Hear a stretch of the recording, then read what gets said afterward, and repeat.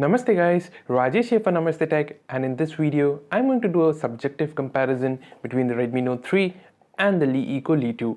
So I'm not going to do a detailed comparison between the two devices because you're going to find plenty of videos on YouTube about it.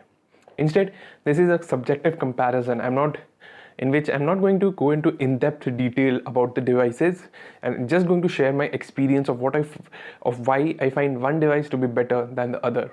Let's start up with the design part. In the design department, the LeEco Le2 is the winner for me. Both phones sport a unibody aluminum design, so they are both excellent to hold and feel, and they both look great as well. However, the LeEco Le2, it just looks more stylish than the Redmi Note 3. This does not mean that the handset's design is perfect though. The capacitive navigation keys on the LeEco Le2 are not marked. This means that when the light turns off, there's no way you can figure out where the buttons are located and what they do. The Redmi Note 3 in comparison feels a bit more bulky and curvier thanks to its larger 4000 mAh battery, but in the end it doesn't look as stylish as the LeEco Le2. However, there's one important thing to note here. The Redmi Note 3 does not suffer from any quality control issues like the LeEco Le2. The Le2 is known for its creaking display issue, and while LeEco says that it is actually a part of the design of the handset, it does not really instill confidence in the handset's build quality. To be honest though, the creaking display issue is really not that something that hinders the usability of the device. And I just find the issue to be overblown. So if you want to decide between the two phones purely based on the designs, go for the LeEco Le2. Next, when it comes to performance, the LeEco Le2 in my opinion is the perfect example of why specifications don't matter.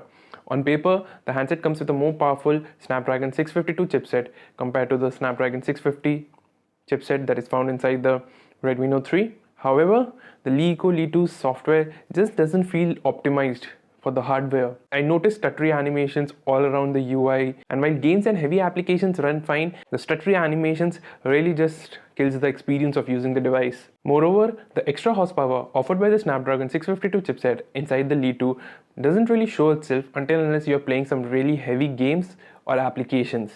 And even then, the difference is just too minute to notice or make a huge difference in day-to-day usage. In comparison, the Redmi Note 3 feels more smoother and its UI just feels more optimized for the hardware. I'm not going to talk about the camera performance of both devices here since I've already done a camera comparison between the two. So if you want to decide between the two phones based on their camera performance, go for the Redmi Note 3. Lastly, talking about the battery life, the Redmi Note 3, thanks to its 4000 mAh battery, is easily able to last almost 2 days on a single charge for me. The LeEco Le2, it does a decent job and lasts me a day of heavy usage, but it still falls behind the Redmi Note 3. If battery life is your utmost priority, just go for the Redmi Note 3. I've been absolutely impressed by this handset's battery life. So if I were given a choice to buy either the LeEco Le2 or the Redmi Note 3, I would have gone for the Redmi Note 3. There are many factors, as I mentioned in this video. The Redmi Note 3 features better performance, it has better battery life, and even has a slightly better camera than the Le2, which really add up. And perhaps another deal breaker for the LeEco Le2 is the lack of a 3.5mm audio jack.